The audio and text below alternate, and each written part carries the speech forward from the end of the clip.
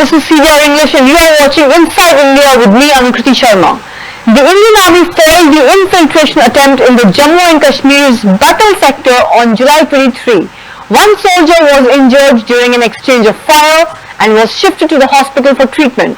The exchange of fire occurred around 3 a.m. and this is the second terror incident reported from the Jammu region within the last 24 hours in Poonch, Rajouri area of Jammu. Let's take a look.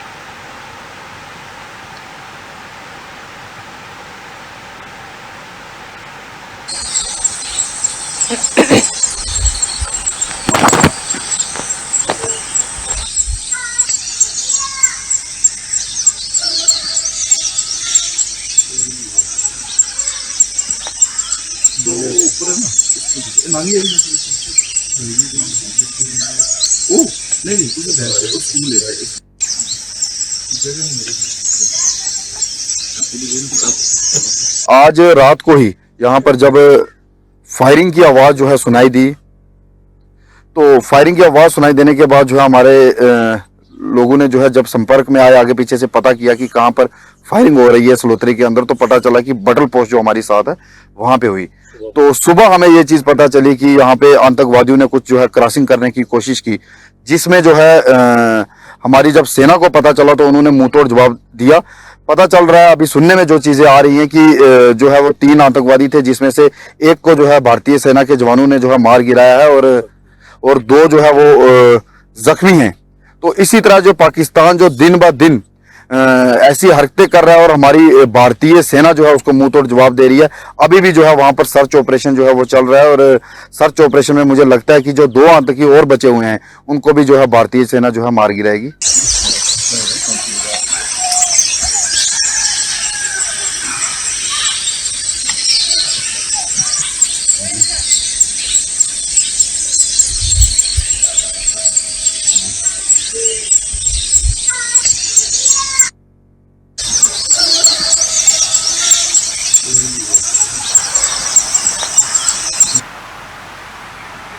Farmer leader Rakesh Tikait was seen attacking the government over the Union Budget 2024. He said that the government has not given any direct benefits to the farmers. They have launched many schemes to benefit the companies though. If they had cared about the farmers, they would have fixed the price of crops or done something for the landless milk-selling farmers. Neither did they do anything for the farmers of the flood-affected areas, nor have they linked our payments to the digital methods, which is Modi ji's pilot project. दूसरी भुगतान भी आप digital से कर दो। अब कृषि में बहुत से सेक्टर आएंगे, आप कौन से सेक्टर में कितना फंड दोगे? आप कल तो ये भी कहोगे कि पुलिस को हमने इतना फंड दे दिया, उसकी तनख्वाह दे रहे हैं हम। ये जो सेक्टर में पैसे देने की बात करी, इसको डिफाइन करना पड़ेगा कि किस सेक्टर में कितना जा रहा है और वो कहाँ लग रहा है। भाई एमएसपी गारंटी कानून दे दो। आप ये तो कहो कि हम सब फसलें हम खरीद देंगे, उसका नुकसान होगा तो हम भरपाई सरकार करेगी। अभी बाढ़ आई, पूरा हमारा उत्तर प्रदेश और बिहार बहुत हिस्से बाढ़ से प्रभावित हुए। क्या उन किसानों को लाभ मिल रहा है? नुकसान की कोई भरपाई हो रही है? वो नहीं हो पा रही है। हमने तो कहा कि डिजिटल बढ़ाओ ना, हमें किसानों को डिजिटल कैंपेन से जोड़ दो। हमारा गन्ने का भुगतान, दूसरी भुगतान भी आप डिजिटल से कर दो। कौन सी टेक्नोलॉजी आप डिजिटल से दोगे किसान को? भाई हमारा भुगतान भी जोड़ दो ना आप उसी से, डिजिटल से ही, डिजिटल प्लेटफॉर्म से आप बढ़ाओ। प्रधानमंत्री का पायलट प्रोजेक्ट है डिजिटल कैंपेन, आप बढ़ा दो। हमारा गन्ने का फसल तो 1 साल में आती है, आ रही फसल 1-1.5 साल में, और भुगतान उसका होता है वो भी 12 महीने में, 8 महीने में। अभी कुछ फैक्ट्रियों का भुगतान जो गन्ने का है वो नवंबर-दिसंबर का हुआ।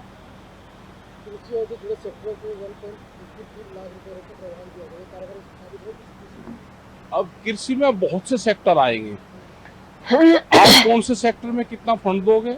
आप कल तो ये भी कहोगे कि पुलिस को हमने इतना फंड दे दिया, उसकी तनख्वाह दे रहे हैं हम। ये जो सेक्टरों में पैसे देने की बात करी, इसको डिफाइन करना पड़ेगा कि किस सेक्टर में कितना जा रहा है और वो कहाँ लग रहा है। आप भाव देने की बात नहीं करते, सारी बात करते हो भाई एमएसपी गारंटी कानून दे दो। आप ये तो कहो कि हम सब फसलें हम खरीद देंगे, उसका नुकसान होगा तो हम भरपाई सरकार करेगी। Today, Lok Janshakti Party MP Shyam Ravi Chaudhary expressed satisfaction with the proposals for Bihar in the budget 2024, and she said that this will give more speed to the development in Bihar, and I quote, "It is a very happy day as Bihar has got the financial assistance that it demanded. In this budget, tourism in Bihar is also being encouraged, and this will give more speed to development in Bihar," she said. बहुत खुशी की बात है, हम सबके लिए बहुत खुशी की बात है। और हमने अपने मेडन स्पीच में भी एक मांग रखी थी कि बिहार को स्पेशल पैकेज या विशेष राज्य का दर्जा जरूर मिलना चाहिए। 14th कमीशन के बाद अगर 14th कमीशन की रिपोर्ट जो है उसके बाद विशेष राज्य का दर्जा किसी को नहीं मिला है और जो यूनियन बजट है वो उसी पे बनता है। तो विशेष राज्य या विशेष पैकेज सिर्फ टर्म का डिफरेंस है। हमारा मांग था कि बिहार आगे बढ़े, कुछ अच्छी आर्थिक सहायता मिले जिससे हम आगे चल सके। और हम मानते हैं कि आज बहुत खुशी का दिन है क्योंकि बिहार को वो आर्थिक सहायता मिली है।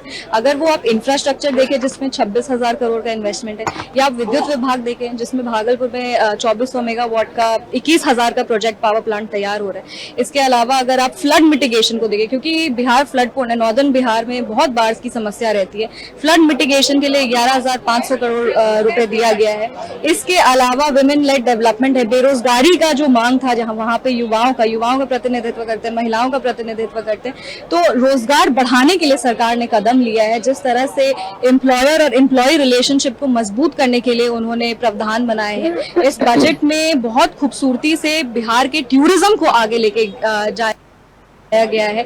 पटना पूर्णिया एक्सप्रेसवे जो बनेगा वो उसमें हमारी कॉन्स्टिट्यूएंसी भी आएगी, तो उस बात की भी बहुत खुशी है कि वो समस्तीपुर होते हुए निकलेगा। हम चाहेंगे कि वो समस्तीपुर होते हुए निकले।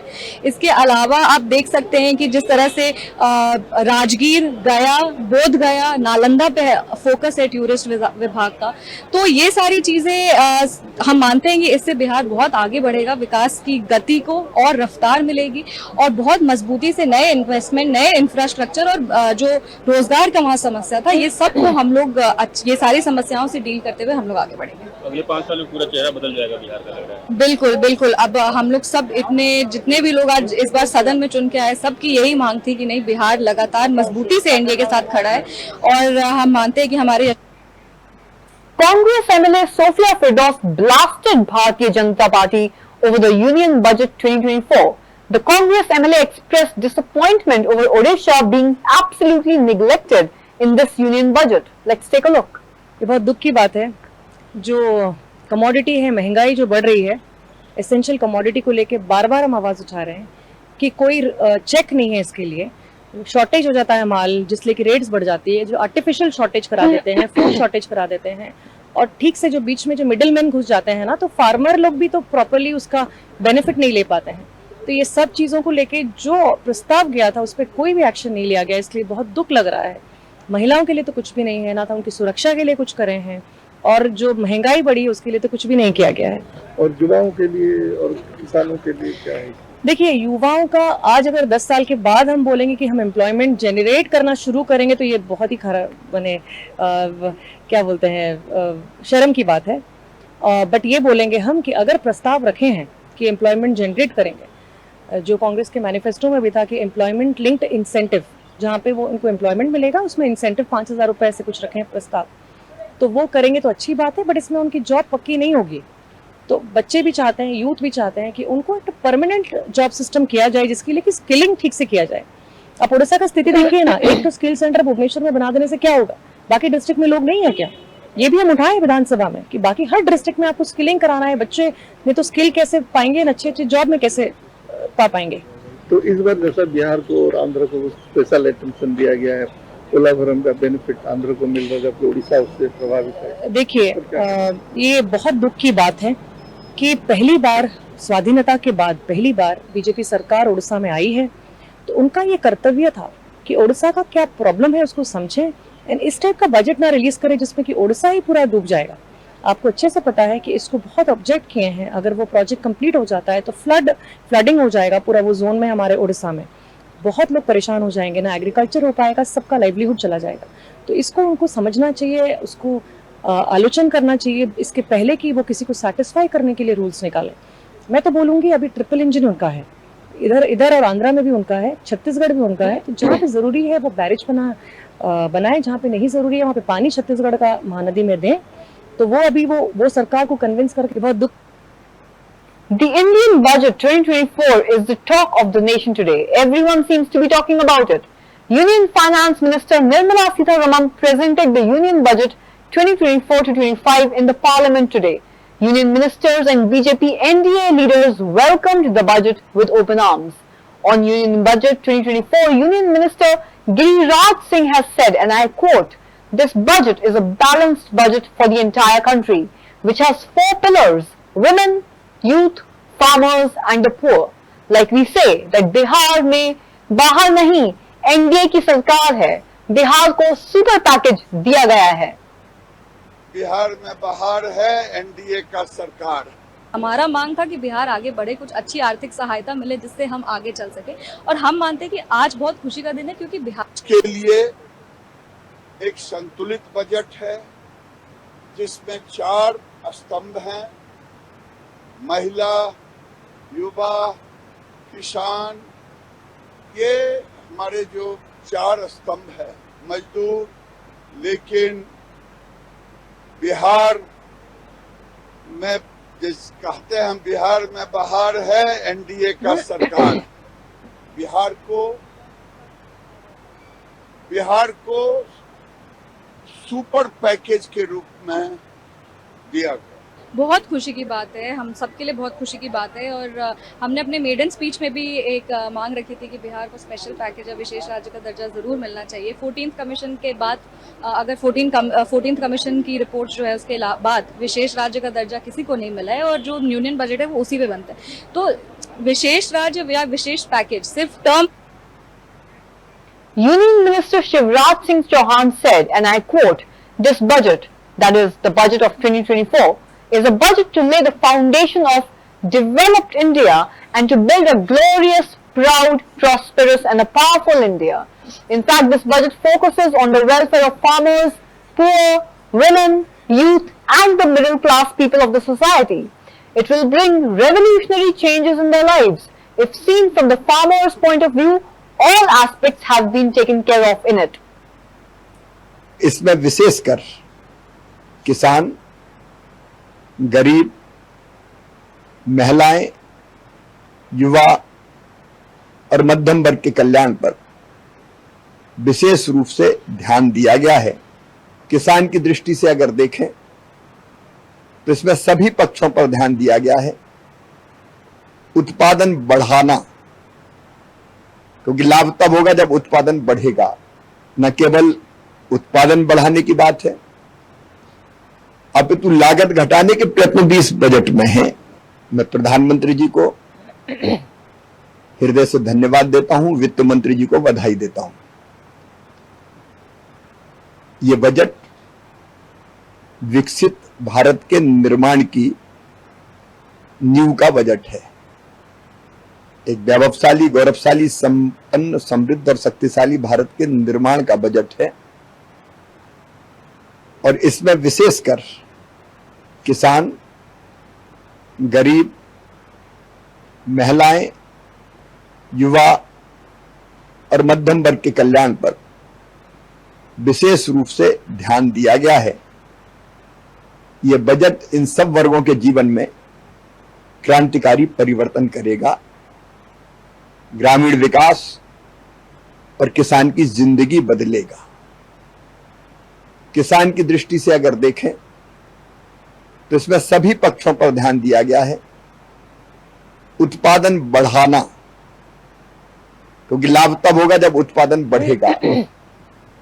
उसके लिए फल, सब्जी और अनाज की 109 नई Kargil War Memorial gears up for its 25th Kargil Vijay Divas to pay tribute to the Kargil war heroes.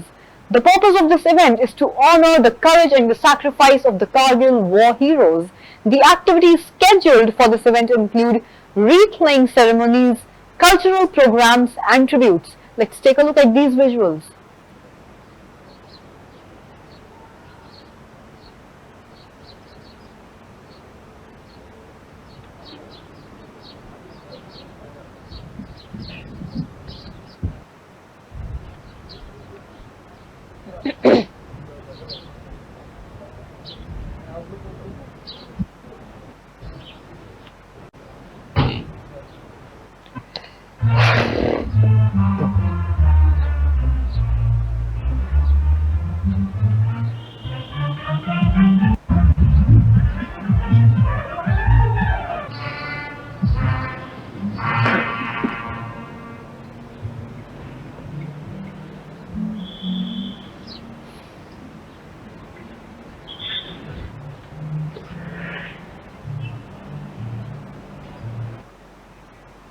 Shri Mata Vaishno Devi Shrine Board, or the SMVDSB Katra, launched the campaign to disperse seeds aerially in regions that are difficult to reach in the hilly areas.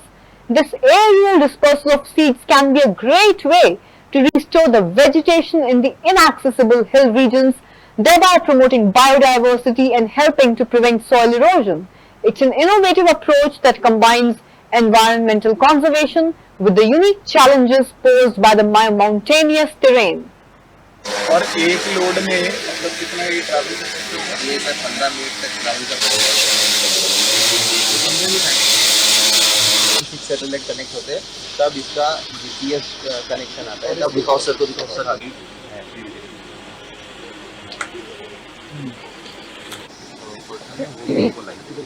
Okay, drone का जो camera है, हाँ drone का इसके अंदर भी camera लगा है और ये उसका मैपिंग सिस्टम है। ये दूसरा रेम्बो का इनका भी मैं स्वागत करता हूं और मैं उम्मीद करता हूं कि इनके साथ हमारी एसोसिएशन लंबी चलेगी और मेरे तक पहुंचा रहे हैं। और उसी इनिशिएटिव को आगे बढ़ाते हुए मैं समझता हूं आज का एक छोटा सा एक कार्यक्रम है जिसके माध्यम से हम ड्रोन का इस्तेमाल करेंगे और 3% जैसा हमारे जो मिलती हैं अनडिस्टर्ब्ड टेरेन जिसको हम कहते हैं, जो हमारे पास उपलब्ध है, तो शायद बेहतर 25 या 30% शायद सर्वाइवल रेट की हम कोशिश करेंगे और ऐसा ही हमारा लक्ष्य रहेगा। मैं हमारी टीम से बस एक छोटा सा निवेदन करना चाहूंगा कि जितने भी हमारे फॉरेस्ट के फील्ड वर्कर्स हैं, ग्राउंड टीम है, उनको हम जरूर ट्रेन करें इस मॉडर्न टेक्नोलॉजी के लिए। तो आज तो हमारे साथी हमारे साथ हैं जो हमें सिखा रहे हैं, बता रहे हैं इसके बारे में, पर हमारे लोकल स्थानीय लोग जितने भी हमारे फॉरेस्ट विंग में काम करते हैं, पार्क्स एंड गार्डन्स में काम करते हैं, तो उनके लिए भी एक छोटा सा ट्रेनिंग ओरिएंटेशन या कैपेसिटी बिल्डिंग सेशन हम जरूर ऑर्गेनाइज करें ताकि हमारी टीम भी उतनी ही समर्थ बने और हम भी थोड़ा सा अपने इलाकों को और ज्यादा वृक्षारोपण या जो ये एनवायरमेंट प्रिजर्वेशन की तरफ आगे बढ़ा सके। और बोर्ड का जो 11,000 हेक्टेयर फॉरेस्ट एरिया है उसकी तो जिम्मेदारी बोर्ड पर है ही, लेकिन मैं चाहूंगा कि स्थानीय लोगों के लिए, स्थानीय इलाकों के लिए भी अगर हम इस इनिशिएटिव को धीरे धीरे एक्सटेंड कर। Union Minister Ram Mohan Naidu spoke about the Union Budget 2024-25 and I quote here, "As far as Andhra Pradesh is concerned, I want to thank Prime Minister Narendra Modi because of the promise he made that he will take care of Andhra Pradesh. He has fulfilled that promise in the budget today. When Jagmohan Reddy's government was in Andhra Pradesh for 5 years, he ruined Amravati, our agreements with the farmers. Now to strengthen all these, we thank the Prime Minister on behalf of all the farmers and the people of Andhra for the package of 15,000 crores that has been allotted to them." Let's take a look. जो issues face कर रहे हैं आज, रोजगार की बात हो या अपने सपने साकार करने की बात हो, उन सबको एक बल देने का काम ये बजट में उन्होंने किया है। बहुत सारा स्ट्रेस जॉब क्रिएशन पे, स्किलिंग पे, मैन्युफैक्चरिंग पे, एम्प्लॉयमेंट जनरेशन पे, इंडस्ट्री को बढ़ावा देने के लिए, प्राइवेट सेक्टर को बढ़ावा देने के लिए, फॉरेन डायरेक्ट इन्वेस्टमेंट को बढ़ावा देने के लिए, इस तरह के बहुत सारी चीजें जो आम आदमी को, आम नौजवान को रोजगार की तरफ आगे बढ़ाता है, उन सब चीजों के बारे में इन्होंने ध्यान दिया है।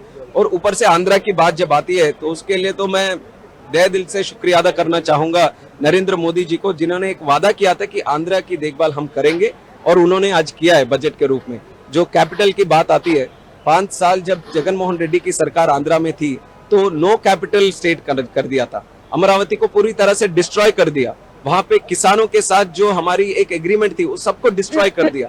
तो उसको एक बल देने के लिए आज 15,000 करोड़ का पैकेज एक जो दिया हुआ है, उसके लिए हम अपने किसानों की तरफ से, स्टेट की तरफ से हम शुक्रिया अदा करना चाहेंगे। ये केवल एक बजट वाला इश्यू नहीं है, ये इमोशनल इश्यू है आंध्रा के लिए, उसको एक जगह मिला है आज बजट में। और पोलोवरम प्रोजेक्ट जो लाइफलाइन है आंध्रा के लिए, उसके बारे में भी उन्होंने बोला है कि वो ऑन टाइम वो रेस्पॉन्सिबिलिटी के साथ कंप्लीट करेंगे, तो वो भी एक अच्छी बात है आंध्रा के लिए। और ऊपर से जो बैकवर्ड डिस्ट्रिक्ट्स हैं आंध्रा में, उसका भी एक मेंशन उन्होंने किया था कि वहां पे भी सेंट्रली स्पॉन्सर्ड स्कीम्स हो या फिर अलग तरीके के पैकेजेस हो, वो सब भी इम्प्लीमेंट करके वहाँ पे जो स्टैंडर्ड ऑफ लिविंग है वो हम आगे बढ़ाएंगे। वहाँ पे जो गरीब लोग हैं, अंत्योदय लोग हैं, उन सबको भी हम आगे बढ़ाएंगे। तो इस तरह की चीजें जब बोली जाती हैं बजट में, तो जरूर हमारे आंध्रा के लोग में या 5 करोड़ जो आंध्रा के लोग हैं उनमें एक विश्वास पैदा होता है कि चुनाव से पहले जो वादा किया था वो अब पूरा होने वाला है। तो ये उस नजर से हमें देखना चाहिए कि 5 साल जगन रेड्डी के सरकार में आंध्रा को पूरी तरह से डिस्ट्रॉय हो गया है। 20 साल हम पीछे चले गए। अगर केंद्र सरकार आगे आकर हमें हाथ नहीं बढ़ाता तो हम आगे नहीं बढ़ सकते। Post-budget 2024, BJP MP Ravi Kishan has expressed his happiness over the special package to Bihar in the union budget of 2024. Ravi Kishan said, and I quote, "This budget has catered to the needs of all the sections of the society and all sectors of the economy. Bihar is indeed blessed."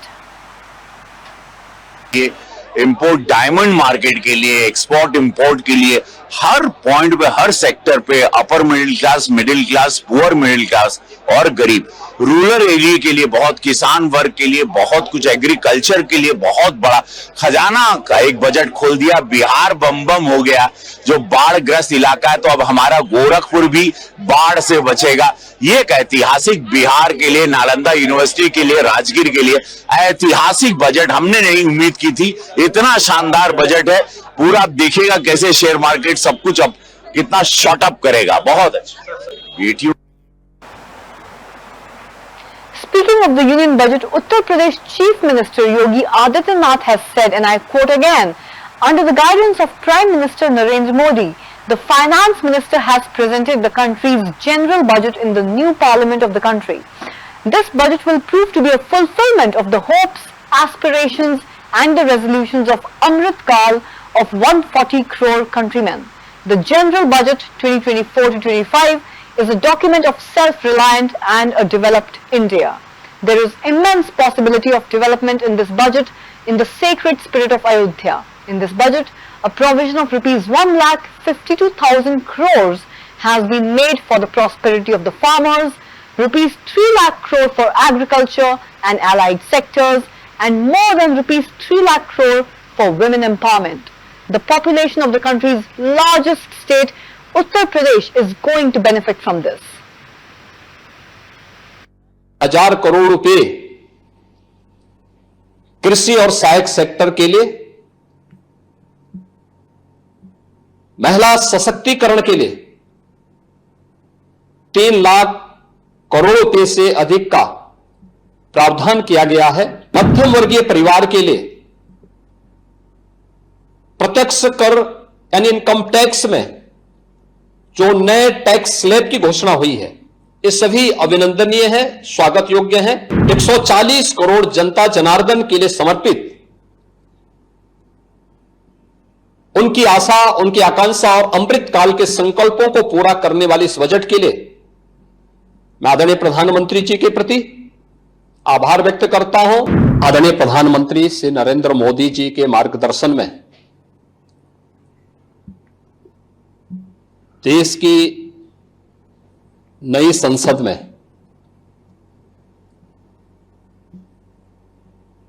माननीय वित्त।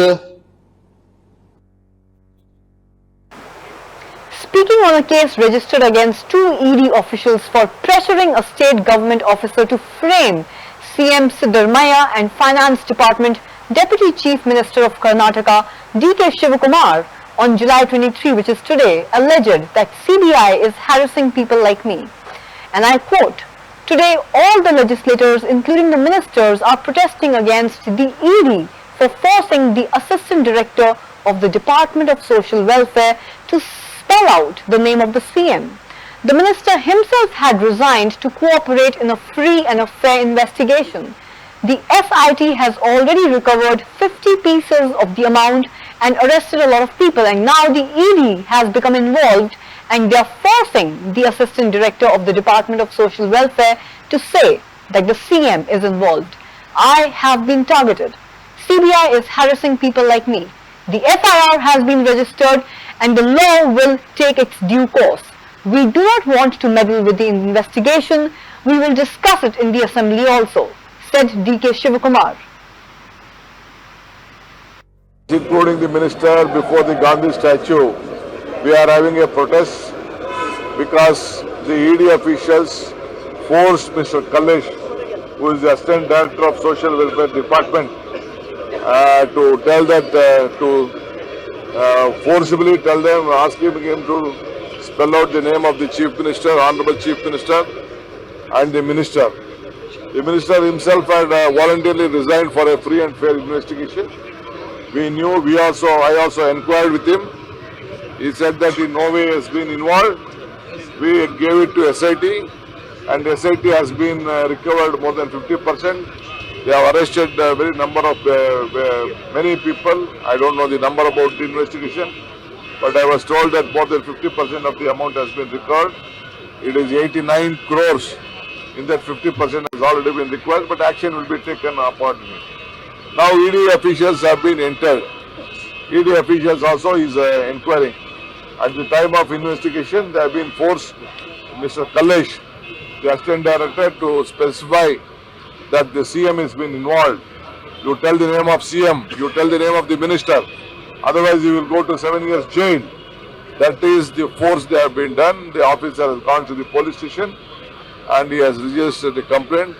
We came to know in the late evening, after 9:30, the incident has happened like this. So we all decided that we should tell the people of Karnataka, they are trying to destabilize my Chief Minister and the government. We stand by, the people. Speaking on the NEET scam issues today, Karnataka IT Minister Priyank Kharge asked the question that how come hundreds of students are getting such high marks at one or two centers in Gujarat or Rajasthan. He further said that it affects the future of the students, and I quote, "We have seen what is happening with NEET all around. More than 25 lakh students are suffering due to the scams that have taken place. To date, only 45 students used to get such high marks. How is this even possible that hundreds of them are getting such high marks at one or two centers in Gujarat or Rajasthan? It definitely affects the future of the student. That's the reason, and that's the reason stated by states like Tamil Nadu and Karnataka that have come together to reject this process." More than 25 lakh students are suffering because of the NEET scam.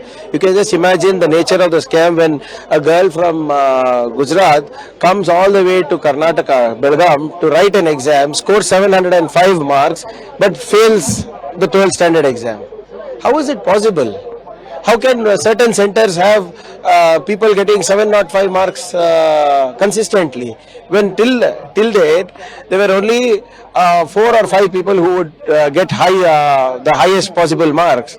This time how many hundreds of them have got it? How is it possible? And all of them have been happening in 1 or 2 centers in Gujarat, 1 or 2 centers in Rajasthan.